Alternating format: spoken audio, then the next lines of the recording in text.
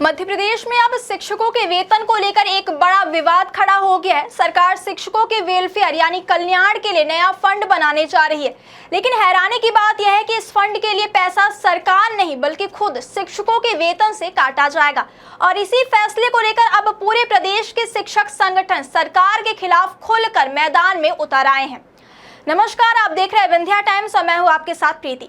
क्या आपको बोरवेल करवाना है लेकिन लोकल और सस्ते पाइप्स लगाकर हो गए हैं परेशान? तो अब आपके शहर में आया है न्यूट्रॉन 40 kg बोरवेल पाइप। दमदार क्वालिटी के साथ 10 साल की गारंटी, ज्यादा मजबूती और लंबी उम्र का वादा। तो अगली बार बोरवेल करवाएं, केसिंग पाइप सिर्फ न्यूट्रॉन 40 kg ही लगवाएं। आज बात करेंगे मध्य प्रदेश सरकार की उस नई कवायद की जिसने लाखों शिक्षकों के बीच नाराजगी बढ़ा दी है।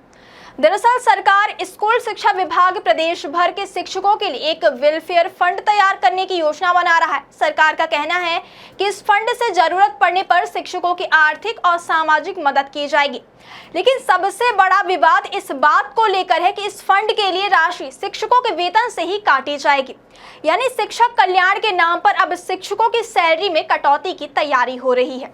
प्रदेश में करीब 3.5 लाख शिक्षक इस फैसले से प्रभावित हो सकते हैं। इसी को लेकर शिक्षक संगठन लगातार विरोध जता रहे हैं। शिक्षकों का साफ कहना है कि वेलफेयर फंड बनाना सरकार की जिम्मेदारी है, न कि कर्मचारियों के वेतन में कटौती करके फंड तैयार करना। कई शिक्षक संगठनों ने इसे पूरी तरह गलत और अनुचित फैसला बताया।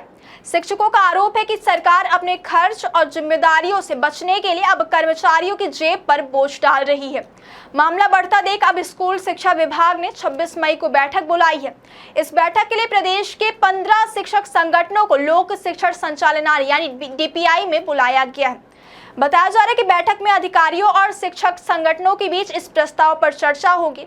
बैठक में अपर परियोजना संचालक और समग्र शिक्षा अभियान के अधिकारी भी मौजूद रहेंगे। लेकिन बैठक से पहले ही शिक्षक संगठन सरकार के खिलाफ नाराजगी जाहिर कर चुके हैं। शिक्षकों का कहना है कि पहले ही महंगाई लगातार बढ़ रही है, घर चलाना मुश्किल हो रहा है और अब सरकार वेतन में कटौती करने की तैयारी कर रही है। शिक्षकों ने सवाल उठाया कि अगर सरकार वास्तव में कल्याण करना चाहती है तो इसके लिए अलग बजट क्यों नहीं दिया जा रहा। वहीं विभागीय अधिकारियों का कहना है कि इस फंड से भविष्य में शिक्षकों की मदद के लिए कई काम किए जाएंगे।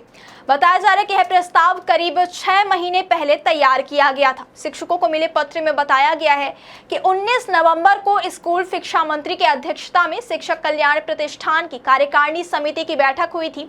इसी बैठक में शिक्षकों के वेतन से राशि काटकर फंड बनाने का प्रस्ताव पास किया गया था। अब इस फैसले को लागू करने की तैयारी चल रही है। हालांकि इस मुद्दे पर सरकार की मुश्किलें बढ़ सकती हैं, क्योंकि शिक्षक संगठन पहले ही आंदोलन के संकेत दे चुके हैं।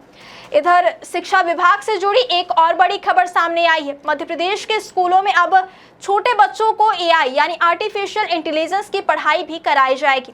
मुख्यमंत्री डॉक्टर मोहन यादव ने स्कूल शिक्षा विभाग की समीक्षा बैठक के दौरान अधिकारियों को निर्देश दिए हैं कि कक्षा 1 से कक्षा 8 तक के बच्चों को AI आधारित शिक्षा दी जाएगी। हालांकि शुरुआती चरण में बच्चों को AI की बेसिक और कौशल आधारित जानकारी दी जाएगी। सरकार का कहना है कि आने वाले समय में बच्चों को आधुनिक तकनीक से जोड़ने के लिए यह कदम उठाया जा रहा है। इसके अलावा मुख्यमंत्री ने अतिथि शिक्षकों की भर्ती प्रक्रिया 1 जुलाई से पहले पूरी करने, सभी स्कूलों में बाउंड्री वॉल निर्माण शुरू कराने और 100% रिजल्ट देने वाले स्कूलों को सम्मानित करने के भी निर्देश दिए हैं। सरकार ने शिक्षा घर योजना शुरू करने की भी घोषणा की है। इस योजना के तहत वे छात्र छात्राएं जो किसी कारण से पढ़ाई बीच में छोड़ चुके हैं, उन्हें दोबारा हाई स्कूल और हायर सेकेंडरी परीक्षा देने का मौका मिलेगा। सरकार का दावा है कि इससे हजारों ऐसे युवाओं को फायदा मिलेगा जो आर्थिक या पारिवारिक कारणों से पढ़ाई पूरी नहीं कर पाए हैं। लेकिन फिलहाल सबसे ज्यादा चर्चा शिक्षकों के वेतन कटौती वाले प्रस्ताव को लेकर हो रही है, क्योंकि सवाल सिर्फ फंड का नहीं बल्कि शिक्षकों की आर्थिक स्थिति और सरकार की जिम्मेदारी का भी है। अब सबकी नजर 26 मई को होने वाली बैठक पर टिकी हुई है, जहां यह तय होगा कि सरकार अपने फैसले पर कायम रहती है या फिर शिक्षकों के विरोध के बाद इसमें बदलाव किया जाएगा।